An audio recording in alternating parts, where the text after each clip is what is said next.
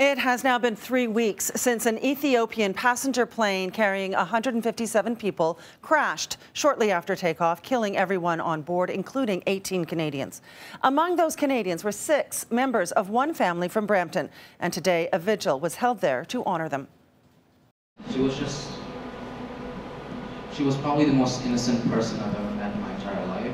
She was just constantly smiling and she made everyone around her happy. The classmate of one of the 6 Brampton family members who died in the Ethiopian Airlines crash was one of the many who took to the podium today to remember his friend. 14-year-old Ashka Dixit, her 13-year-old sister Anushka, along with their parents and grandparents, were on the Boeing 737 MAX aircraft on March 10th. On this day, we all prayed together, and as Bramptonians, we grieved together. Brampton City Councillor Gurpreet Singh Dillon, along with Brampton Mayor Patrick Brown, were among the dignitaries who attended the service at Brampton City Hall today, along with teachers, colleagues, and family friends, some of whom were overcome with emotion when they took to the podium.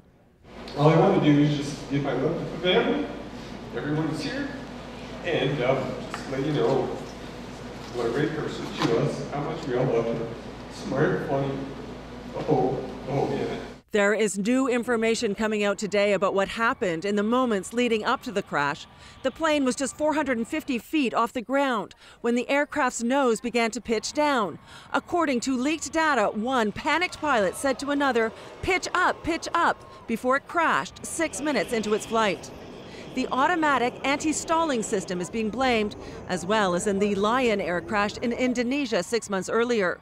These details are not so important to the Dixit and Vadia family, who are still trying to come to grips with the tragedy of losing so many loved ones at once. It's really nice to know that there's a lot of people who cared about them, and they had so many people in their lives, and so many people are affected by this loss. By the community of Brampton, I would say they would be remembered as amazing and loving people who would have changed the world so much for the better, and they will always be remembered in this world.